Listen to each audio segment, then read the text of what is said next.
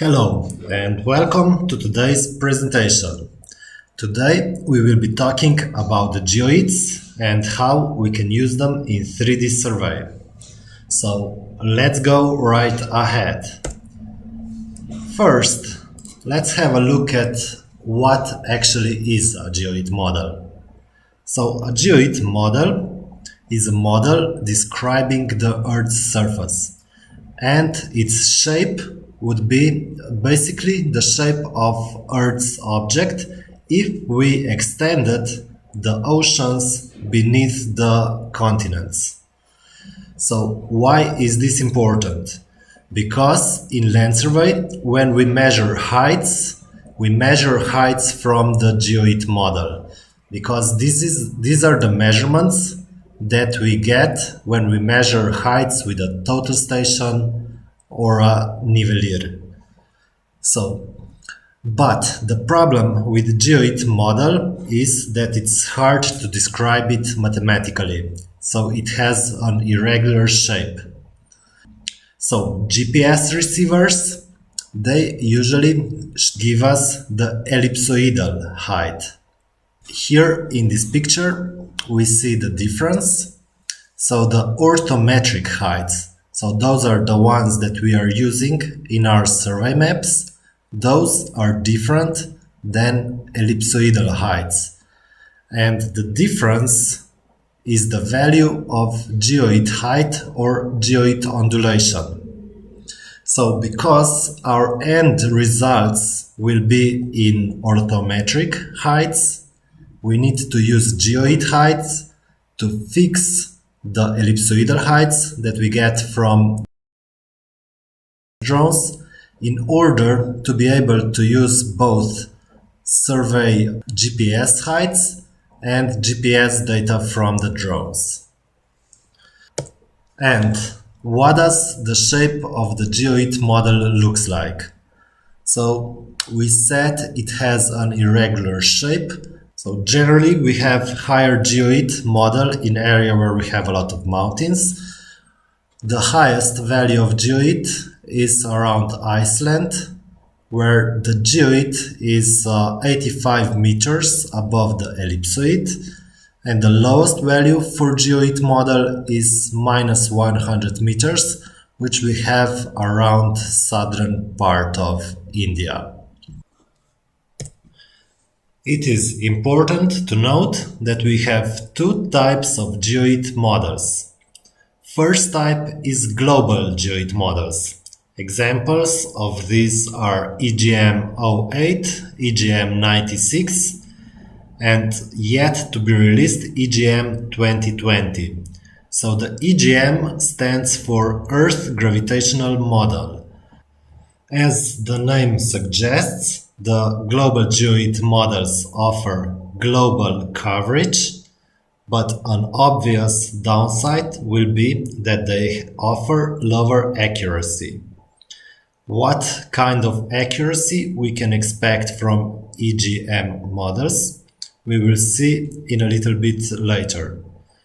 So here we have three different EGM models. One is yet to be released, and we also have EGM-96 and EGM-08.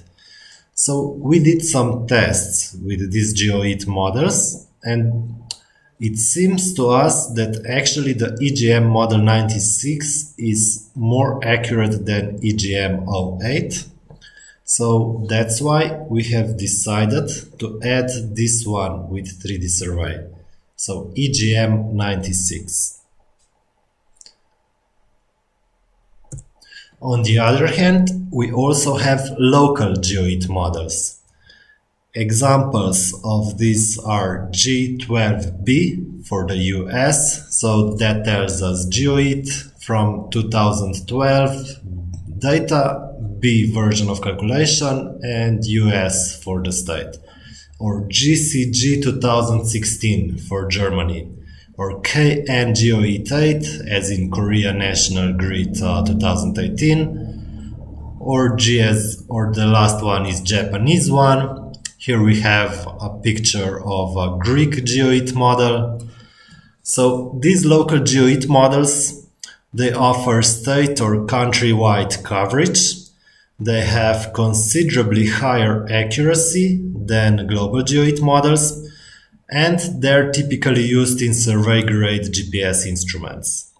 So your survey-grade GPS instrument, by default, it gives you the ellipsoidal heights, but then on the GPS instrument itself, also a local Geoid model is already installed, and this is what enables you to get orthometric heights directly from your GPS without needing to worry about the Geoid models.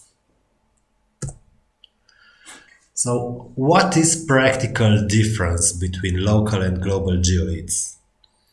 So I opened a project that we did here in Slovenia, and I first used the global geoid model on the telemetry data, and then I also used our local geoid model on the same data. So the difference will only be in the altitudes of our data.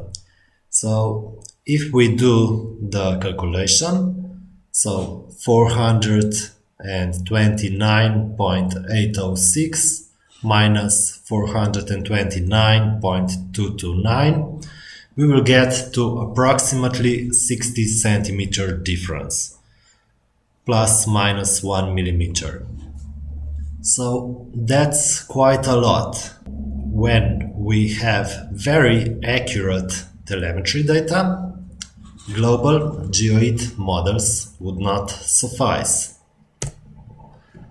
So our practical guidelines are such: if you are using an RTK drone, we recommend you to use local Geoid model with your telemetry data. On the other hand, if you are using a non-RTK drone, then even half a meter accuracy should be sufficient. If we check the accuracy of the telemetry data, in case of regular phantom drones, we see that X precision is around 5 meters, Y same 5 meters, and in vertical direction this is even less, so even 10 meters. So the accuracy of the telemetry data is considerably less than 1 meter. So in this case, I think we don't need to worry that much if the Geoid model gives us half a meter error. So the telemetry information won't play a big part in the adjustment, in the bundle adjustment. So the global Geoid model should suffice in this case. On the other hand, Phantom RTK reports telemetry accuracy of around 2 centimeters in horizontal direction and double that in vertical direction. So in this case, accurate Geoid model will add a lot of benefits. So let's have a look at how we now import the Geoid model. So I think you probably already noticed this. So now when we are importing the telemetry data, we can set also the vertical coordinate system of telemetry. So by default, usually your telemetry coordinate system will be in WGS84 coordinate system, and the drone will be writing altitude information in ellipsoidal heights. So then we set our horizontal coordinate system in which we want our results. So in my case this was Slovenia, in your case that may be something else. And we can also set vertical coordinate system of our project. So we set it to the Geoid model of Slovenia Copper 2016. Here in my vertical coordinate system list, you will notice that I have a couple of different coordinate systems. So we made the software so that we can import different Geoid models into it. So by default, everyone has EGM96 Geoid model. And then you also have an option to install various local Geoid models. I, for example, have Germany, Slovenia, and California. And then there is also an option to manually insert the geoid ondulation or geoid height above the VGS84 ellipsoid. So there is also always a manual option to set this offset manually. Now let's have a look at a little bit about the different Geoid model data formats. We noticed that the Geoid models come in many different data formats. So here are listed just a few. So the second thing about the Geoid models is they come in this kind of matrix form. So sometimes this will be a row major matrix, sometimes it will be a column major matrix, sometimes the first row will give you the information of the maximum latitude of our grid, sometimes this will be the minimum or the lowest row of our grid. So the import of data can be a little bit tricky. And we need to check our data quite well in order to not make some gross error. So with this in mind, we decided to use our own data format for our Geoid models. Currently, we are building a database of Geoids, and also a website for this database is under construction. For now, if you need your local Geoid model, please contact us on our support email at support@3dsurvey.si. Now let's have a look at practical example of how we can import a Geoid model in 3D Survey. So I already have 3D Survey opened here, so I'll just go to new project. Now let's load in some images. Here I have a couple of images, so these were recorded in Slovenia.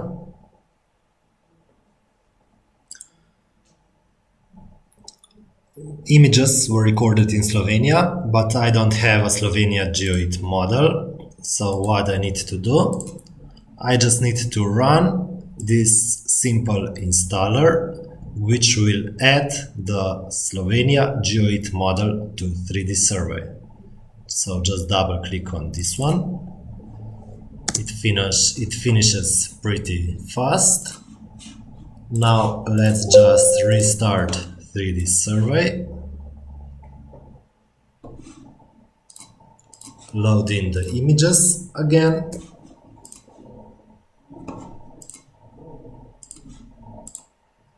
And now I have here also Slovenia Geoid model. So this is great.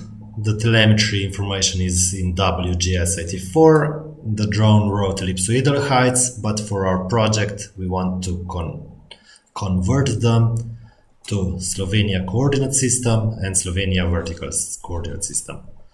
Just import. Okay. Close. If we want to check it out, we can always also import some ground control points. So here we had just a few. Import. If we check in telemetry, we now see that the height of the cameras is approximately 60 meters above the height of the GCPs, and our flying altitude was around 60 meters. So that makes sense. And this is also how we can easily check if we have correct values. So if we set the Geoid model incorrectly, it wouldn't come so that we would take GCP altitude of 350, add 60 meters to it, and you come to around 410. So this is how we can do an easy check. Okay, so another thing to notice. Probably you remember from the 3D survey version 2.8.3 that sometimes you received this kind of window when you were doing the orientation.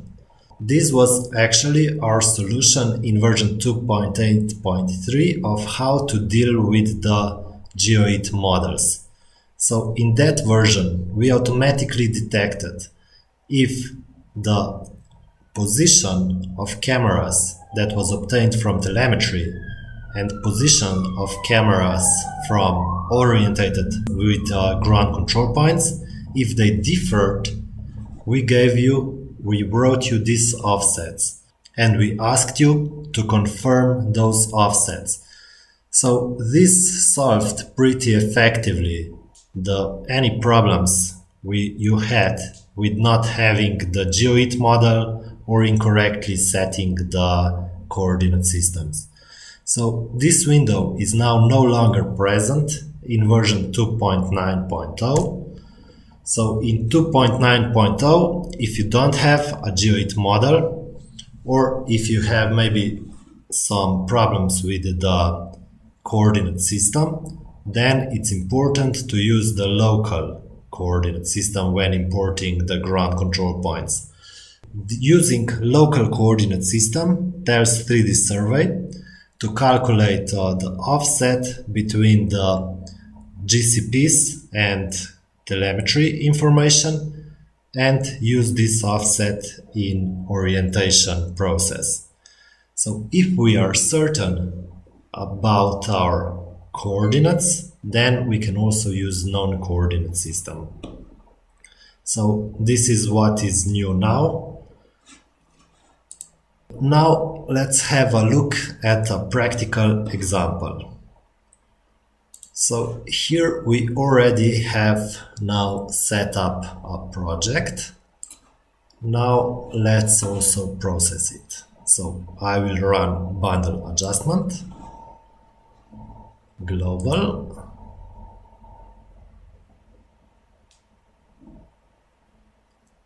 so this will take a little bit of time and we will just skip ahead to when the bundle adjustment is finished. Okay, so the bundle adjustment has just finished. So now we can do orientation with ground control points. For this example, we will set all the ground control points to validation. So this means that the ground control points won't be used for georeferencing of our model, they will only be used to check the accuracy of it. Press next. So here we now already have approximate positions of our GCPs. That's because we have now a lot better telemetry information on the drone. So if we just mark a couple of ground control points now,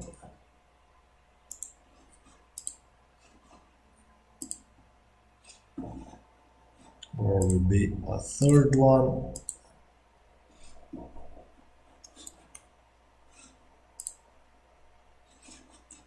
Here is another. Okay. So this will now already be good enough to do the automatic detection of targets.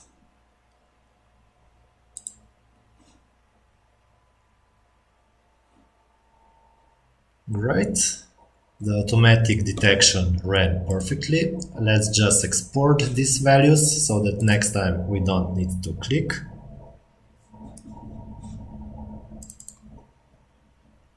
I'll just use GCP detections 1. Okay. Next.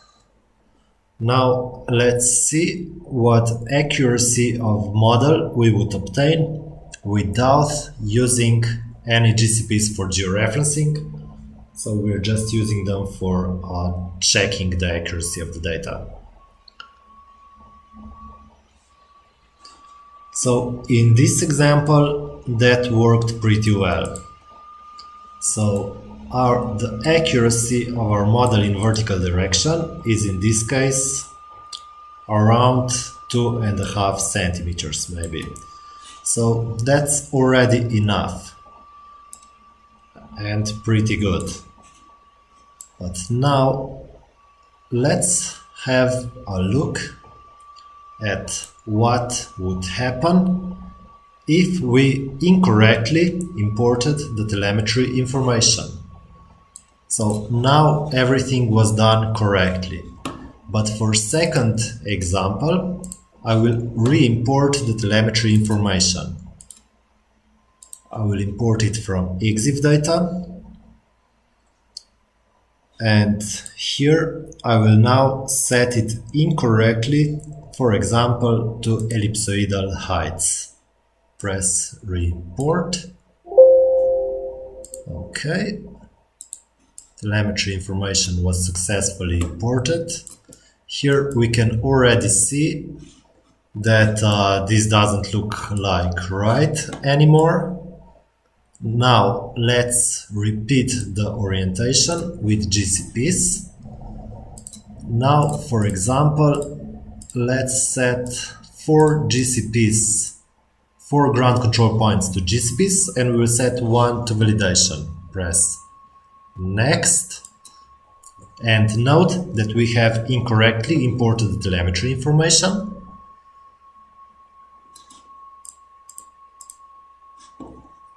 So the GCPs are now already marked. Just press next. The detection still works fine. Let's go to last step.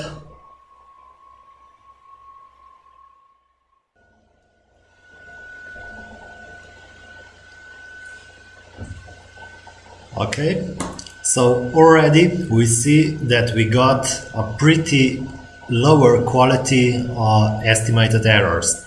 So this point that was used as validation is now off by 12 centimeters, and even the rest of the ground control points don't fit so well anymore. If we press finish, we can already see that the shape of our photogrammetric model is no longer so good.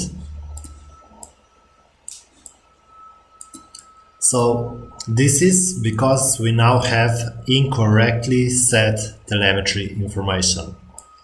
But there is still an option to improve the quality of this dataset. Now we will just repeat the orientation process. We will now re-import the GCP points. So we have them here.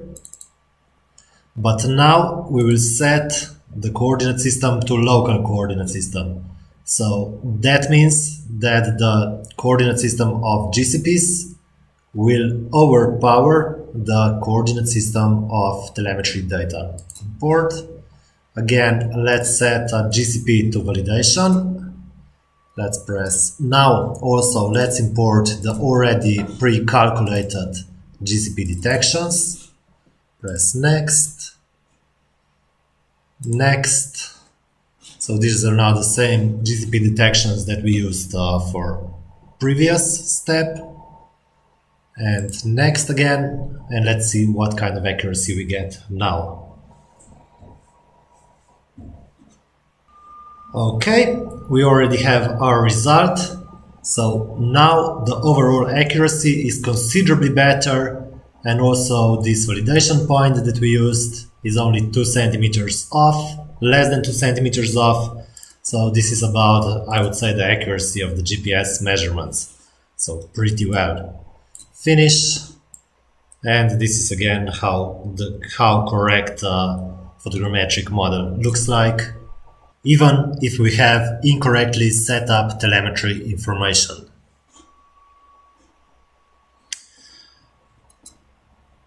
Okay, so important things to take away from this presentation. Use your local Geoid model if you are using an RTK drone. Ask us to provide you with the Geoid file. Just send us an email at support@3dsurvey.si. Eventually, the Geoid models will be available for download from the Downloads section of our website. And last but not least, if you experience low accuracy after GCP orientation, just repeat the GCP orientation with local coordinate system settings option. So this will likely help a lot. If this doesn't help, again, just send us an email at support@3dsurvey.si. So that will be it for today. Thank you very much for your attention and happy 3D surveying. Bye bye.